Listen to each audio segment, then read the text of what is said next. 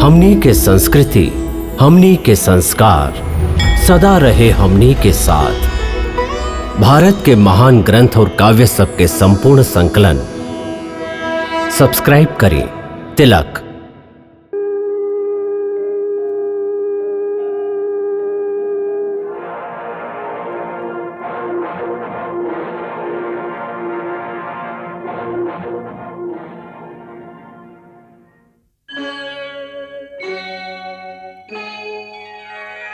कृष्णा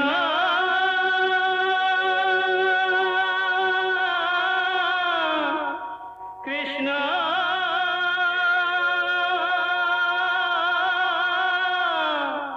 हरे कृष्णा हरे हरे।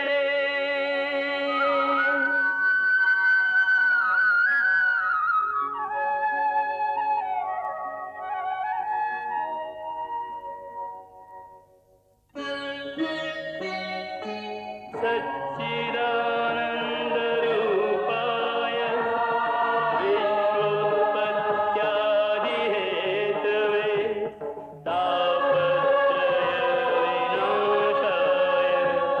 श्रीकृष्णाय वयं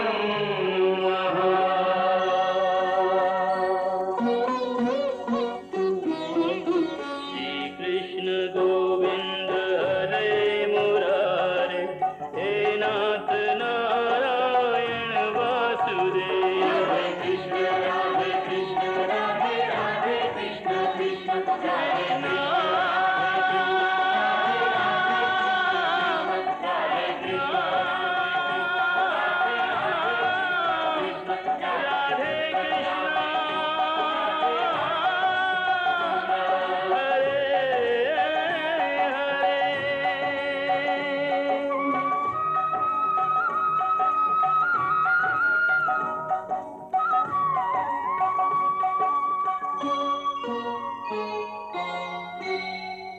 बेटा प्रद्युम्न, शम्रासुर के बेटन के वध जैसन शम्रासुर के वध आसान न ह।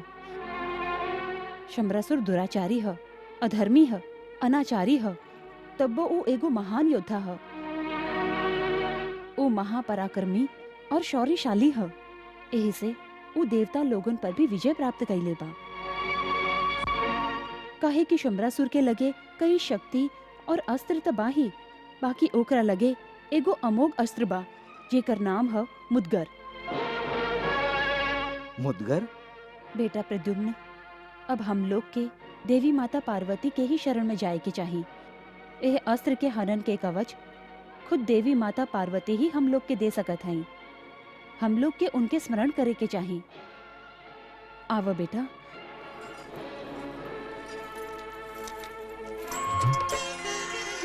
ब्रह्मा हर शिव जी ध्यावे, सुर नर मुनि जन गुण गावे। ब्रह्मा हर शिव जी ध्यावे, सुर नर मुनि जन गुण गावे।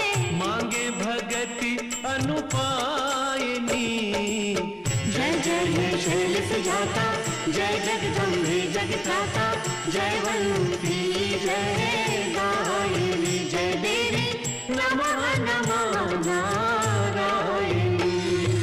या देवी सर्वभूतेषु शक्तिरूपेण संस्थिता, नमस्तस्यै नमस्तस्यै नमस्तस्यै नमो नमः।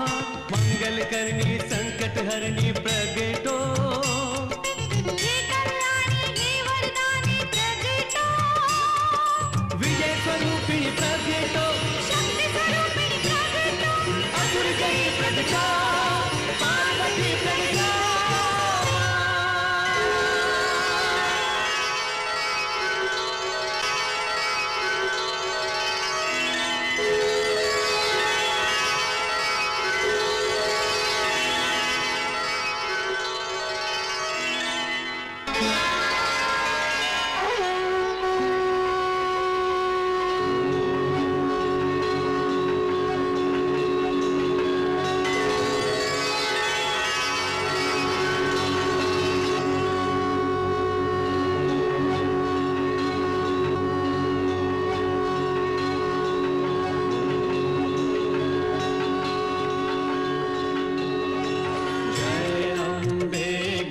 गौरी मैया जय अम्बे गौरी। ब्रह्मा विष्णु महेश्वर ब्रह्मा विष्णु महेश्वर विनय करे तोरे। ओम जय अम्बे गौरी।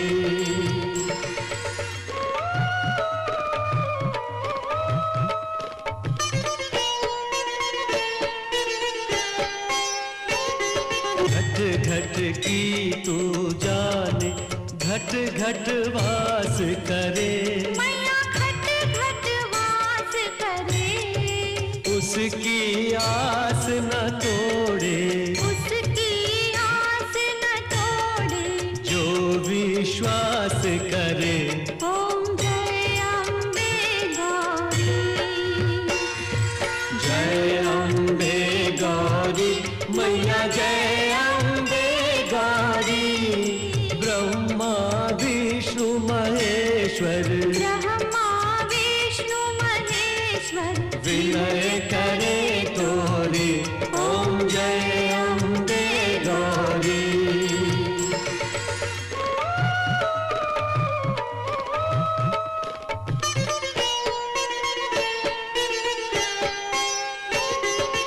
आगम निगम न जाने भेद तेरो माता।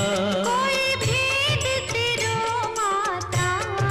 सहज भाव जो ध्यावे सहज भाव जो ध्यावे। सहज तो है पाता। ओम जय अम्बे गौरी। गौरी गौरांगी मैया शिव की अर्धांगी मैया। गौरी गौरांगी मैया शिव की अर्धांगी मैया। दिल के उतारे तेरी आरती जगदम्बे। दिल के उतारे तेरी आरती। जय अम्बे गौरी जय अम्बे गौरी। जय अम्बे गौरी।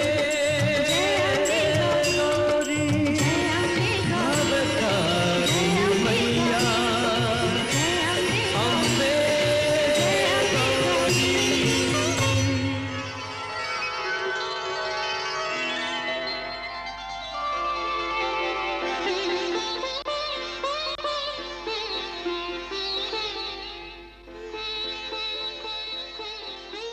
हे रुक्मणी नंदन, आँख खोल।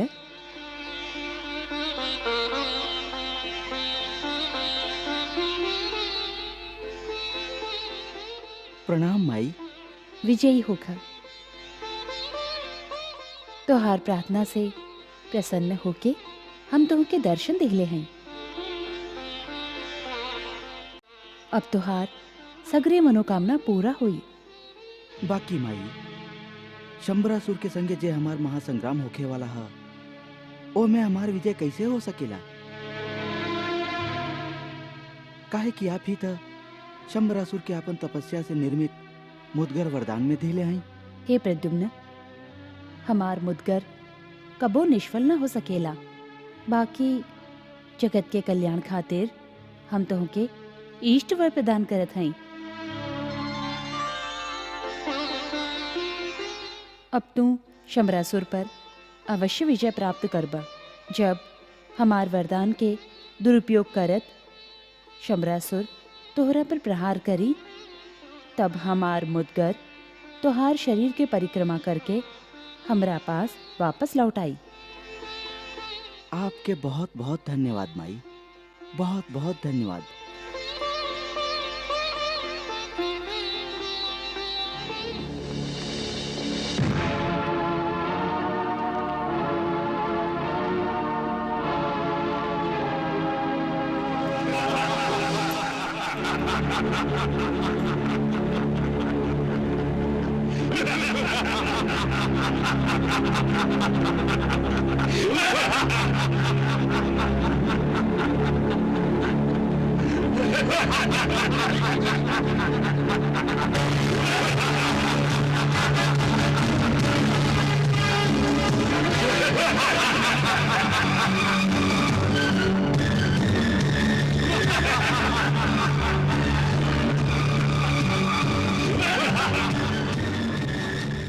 के हंस रहा था?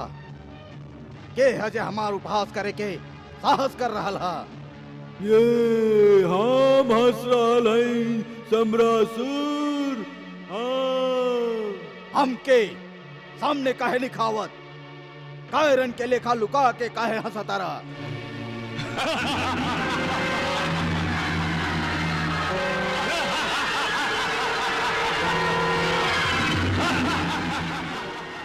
हम हंस रहल हई काल पुरुष, तुहार मृत्यु समझ लो। काल पुरुष मृत्यु? हाँ सम्रासुर, हम काल हई, तुहार काल, काल तुहार मृत्यु समझ लो। हमार काल है। तू अवश्य ही मायावी कृष्ण के माया बड़ा, जे हमके भ्रमित करे आइल बड़ा, हमार आत्मविश्वास तोड़े आइल बड़ा। शायद तू हमके नहीं खा जानत, हमार शक्ति से परिचित नहीं खा काल पुरुष। हम शंबरासुर हैं, काल शंबर कहले हमके, काल शंबर। काहे कि हम काल के जितले हैं, काल पर विजय प्राप्त कैले हैं, स्वयं अपन मृत्यु के जितले हैं, यही से हम अमर हैं, अमर। इतना संहार हो गईला पर भी तुहार झूठा अहंकार ना गई। सम्रासुर, तो के देख के तो हमके ऐसा लागता कि रस्सी जल गई, बाकी बल आ गई। मूर्ख, हमके माया समझे के भूल मत करिया। हम कोनो माया नहीं खी। हम तो अंतिम सत्य हैं, अंतिम सत्य। देखा, हमके गौर से देखा।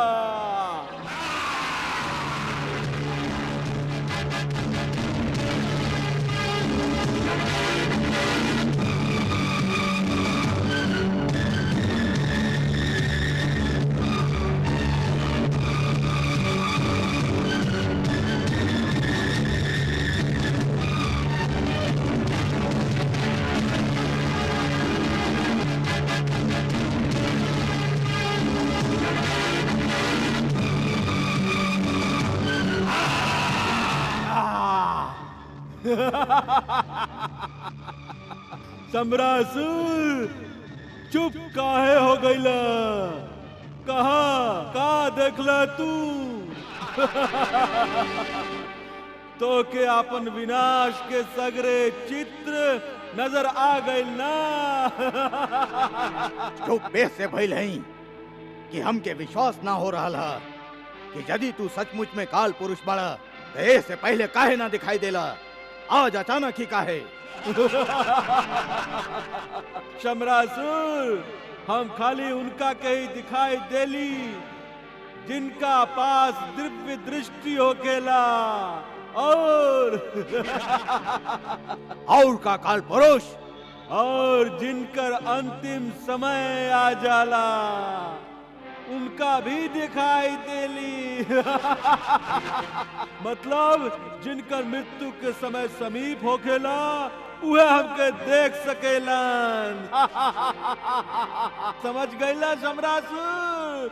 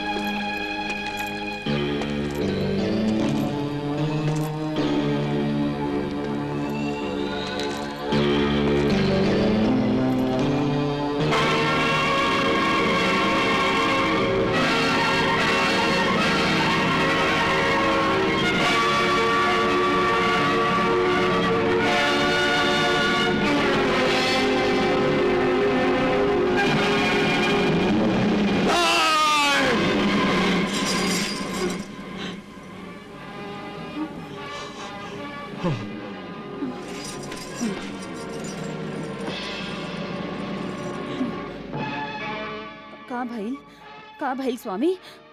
का प्रद्युम्न आ गइल? मायावती!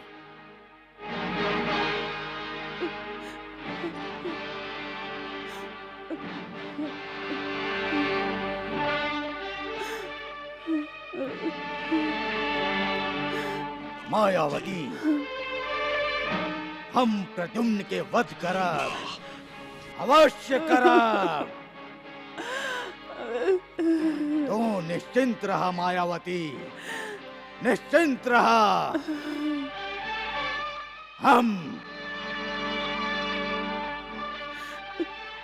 हम प्रद्युम्न के ना छोड़ा, ना छोड़ा, ना छोड़ा।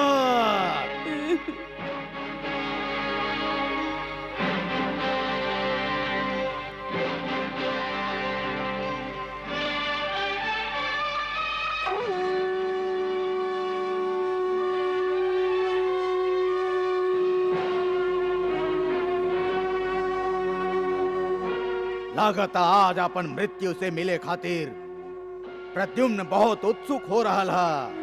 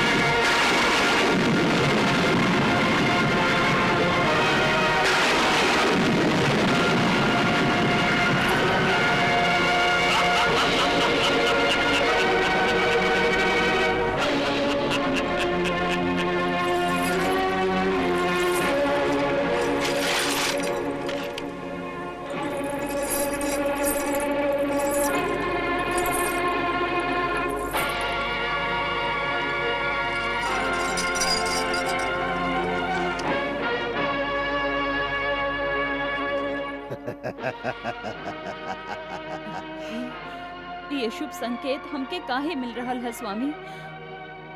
आज के दिन शुभ नहीं खे स्वामी, आज के दिन शुभ नहीं खे। आज जरूर है कुछ अनर्थ होखे वाला है। तू साच कह रहल हो मायावती, जरूर है आज के दिन अशुभ है। बाकी हमरा खातिर ना, ओ कृष्ण पुत्र प्रद्युम्न खातिर जरूर है आज वो कृष्ण पुत्र हमार हाथ से मारल जाई, जरूर मारल जाई।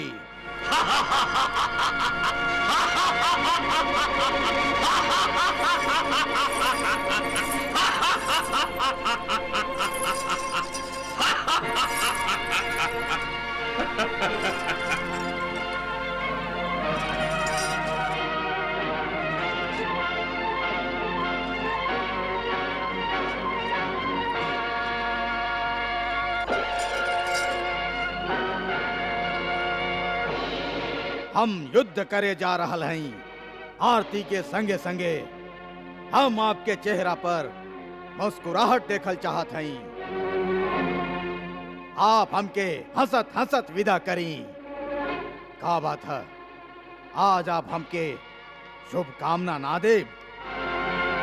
विजयी होके आई स्वामी, विजयी होके आई।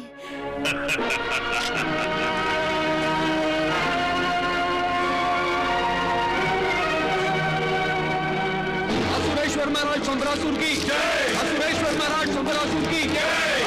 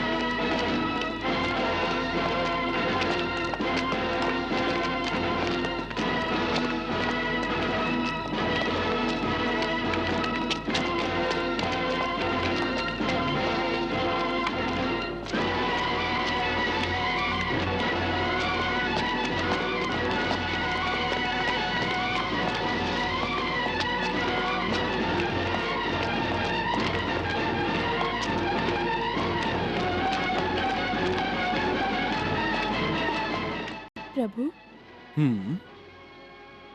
अब तो शमरासुर के वध होके वाला है ना? हाँ देवी, बाकी कोनो खुशी के बात नहीं खे। हाँ? शमरासुर कोनो मामूली आदमी नहीं खन, परम तेजस्वी और महाबलशाली योद्धा बनन। जब हम कोनो ऐसन तेजस्वी जीव के मनुष्य के जोनी में धरती पर भेजी ले तो ओकरा के बल और बुद्धि प्रदान करी ले। ओ जीव से हम ही आशा करी ले कि वो एगो उत्तम मनुष्य बनी और एगो उत्तम उपहार के रूप में अपना आप के मानवता के सेवा में प्रस्तुत करी। बाकी ऐसा ना भइल देवी, ऐसा ना भइल। ऐसन तो हमेशा लोगन के संगे होखेला। हमेशा लोग धर्म के मार्ग से भटक ही जालन। यह तो विडंबना है, यह तो विडंबना है। यदि मनुष्य मोह माया छोड़ देवे तई संसार स्वर्ग बन सकेला। बाकी मनुष्य के महत्वाकांक्षा और सत्ता के लोभ ऐसा ना होके देवेला। यह हमें देखला ना देवी, तू त्रिलोक के सत्ता खातिर शमरासुर के प्रयास, ओकर मनोकामना के हर संकेत कलयुग के भविष्यवाणी है। कलयुग की भविष्यवाणी? प्रभु, का कलयुग में भी शमरासुर जैसन केहू महत्वाकांक्षी हुई? देवी, ए युग में त सत्ता के लालसा के मारल खाली एगो शमरासुर है। कलयुग में तो हजारों शमरासुर हुई हैं जिस सत्ता खातिर आपन ही संतान के बलि चढ़ाव में सकुचई ना। सत्ता मानवता के उद्धार खातिर होखेला।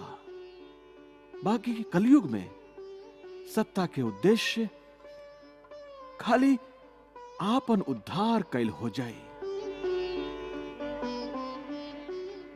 सत्ता के मार्ग अधर्म के मार्ग होखेला। सत्ता के कीड़ा सगरे संसार के खोखला कर दी। दिन पर दिन मानवता विनाश के गहरा खाई में गिरत चल जाए।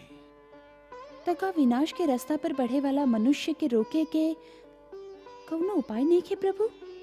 ऐसन विनाशकारी शक्तियन के अंत भला के करी प्रभु? समय करी देवी, समय करी।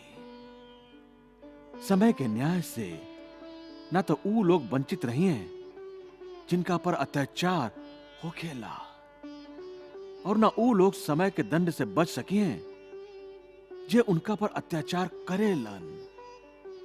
यह हाल शमरासुर के होखे वाला है। अब देखत हैं कि प्रद्युम्न के हाथ से समय ओकर वध कैसे करावेला। त्रिलोक के सत्ता खातिर शमरासुर के प्रयास, ओकर मनोकामना के हर संकेत कलयुग के भविष्यवाणी है। कलयुग की भविष्यवाणी? प्रभु, का कलयुग में भी शमरासुर जैसन केहू महत्वाकांक्षी हुई?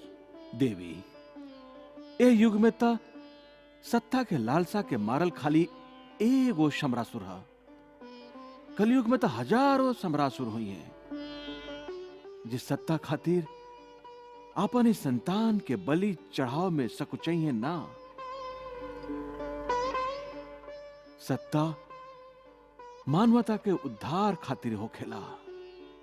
बाकी कलयुग में सत्ता के उद्देश्य खाली आपन उद्धार कैल हो जाए। सत्ता के मार्ग अधर्म के मार्ग होखेला। सत्ता के कीड़ा सगरे संसार के खोखला कर दी। दिन पर दिन मानवता विनाश के गहरा खाई में गिरत चल जाए। तो का विनाश के रास्ता पर बढ़े वाला मनुष्य के रोके के कौनो उपाय नहीं है प्रभु? ऐसन विनाशकारी शक्तियन के अंत भला के करी प्रभु? समय करी देवी, समय करी। समय के न्याय से ना तो ऊ लोग वंचित रही हैं जिनका पर अत्याचार होखेला और ना ऊ लोग समय के दंड से बच सकिए जे उनका पर अत्याचार करेलन। यह हाल शमरासुर के होखे वाला हा। अब देखत है कि प्रद्युम्न के हाथ से समय ओकर वध कैसे करावेला।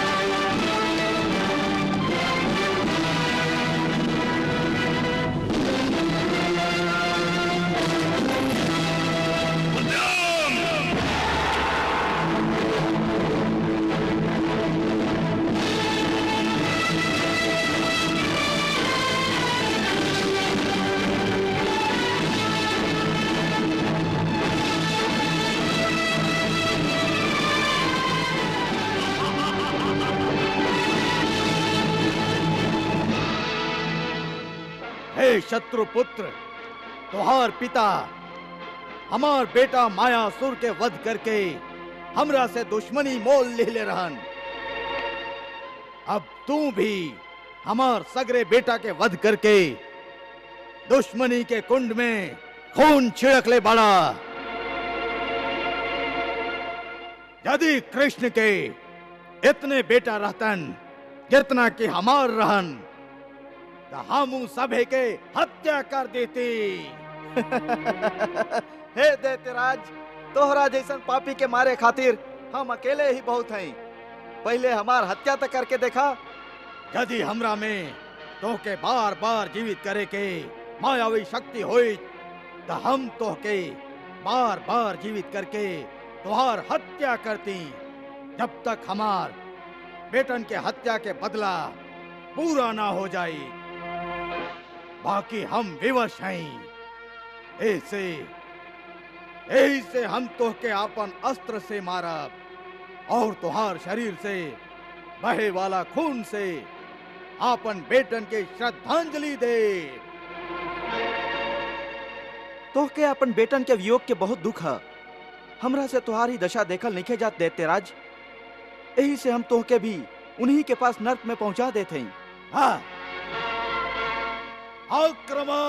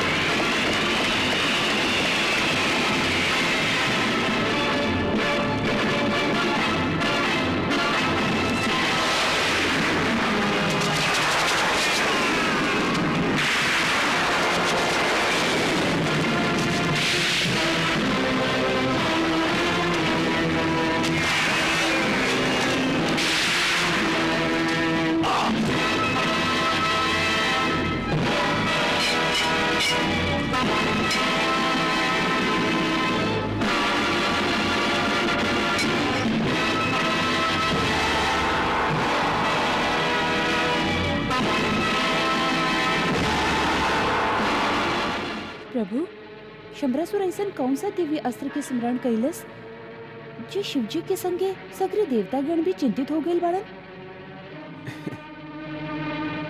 ए भयंकर अस्त्र के नाम हा पन्नगी। पन्नगी?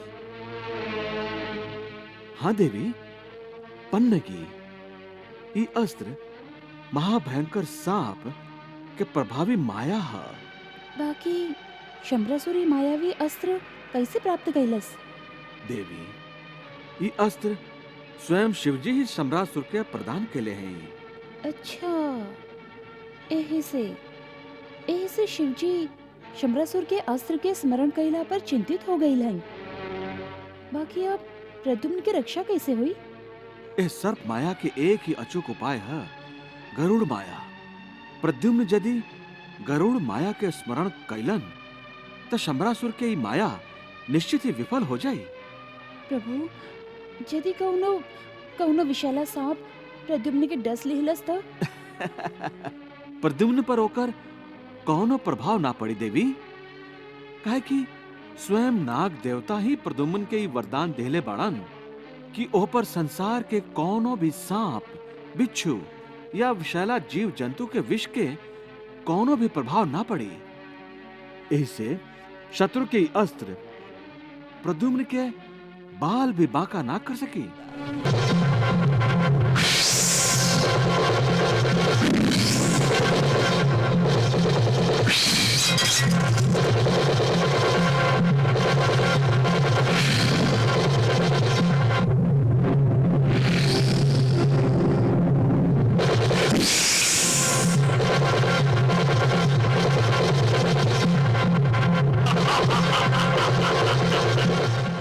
ओम गरुड़ेश्वराय नमः। ओम गरुड़ेश्वराय नमः। ओम गरुड़ेश्वराय नमः।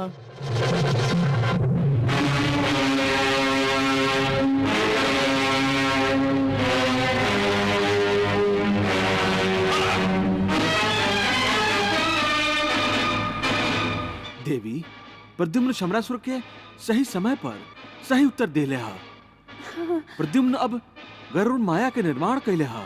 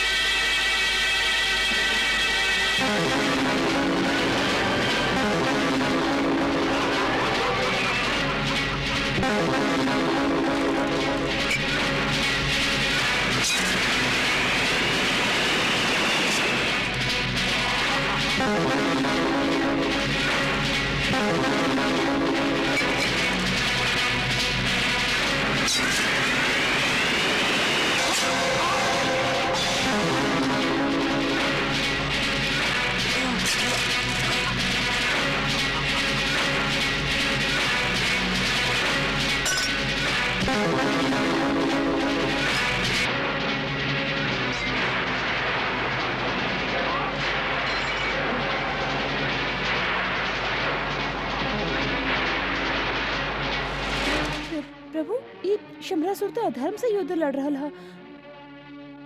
देवी, अधर्मी शमरासुर से आप धर्म युद्ध की अपेक्षा कैसे कर सकते हैं? शमरासुर अपन मायावी विद्या के हर तरह से प्रयोग करी। फिर प्रद्युम्न भी ओकरा मायावी विद्या से उत्तर काहे नहीं के देत प्रभु? देवी, प्रद्युम्न शमरासुर के मायावी विद्या से जरूर उत्तर दी।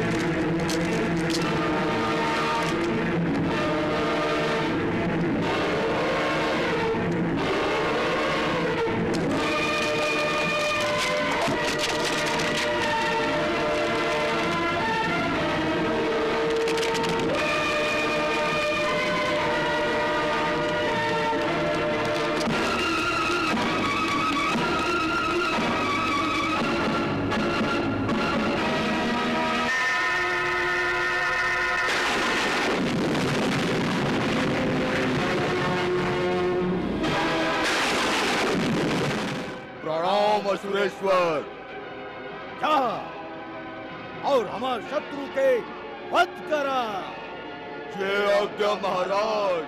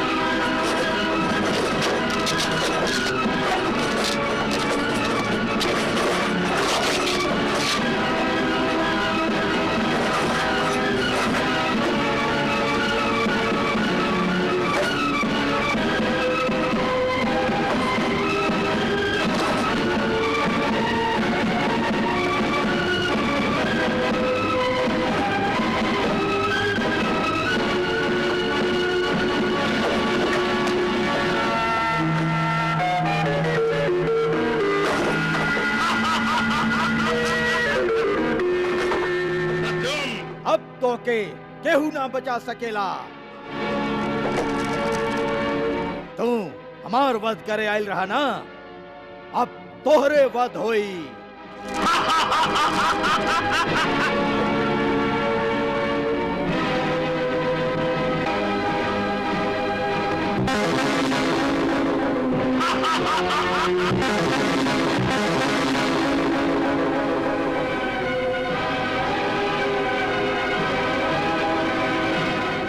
हे शंबरासुर, हम तोहार माया के यही पल नष्ट कर देत हई।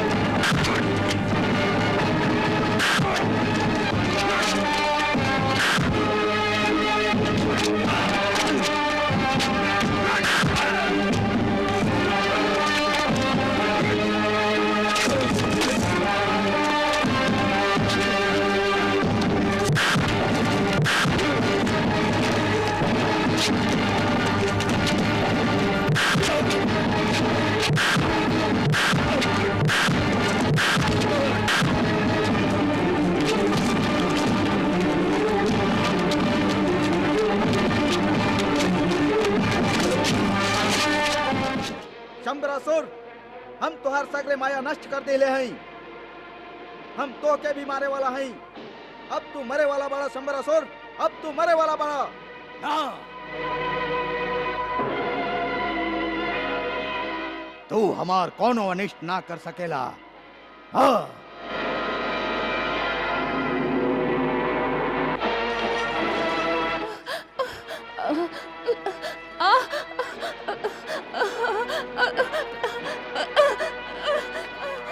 प्रद्युम्न, देखा, थोड़ी क्या ध्यान से देखा। प्रद्युम्न, हमार रक्षा कर, हमके बचाव प्रद्युम्न। माई, प्रद्युम्न, हमके बचाव। प्रद्युम्न, प्रद्युम्न, प्रद्युम्न, हमके बचाव। कृष्णा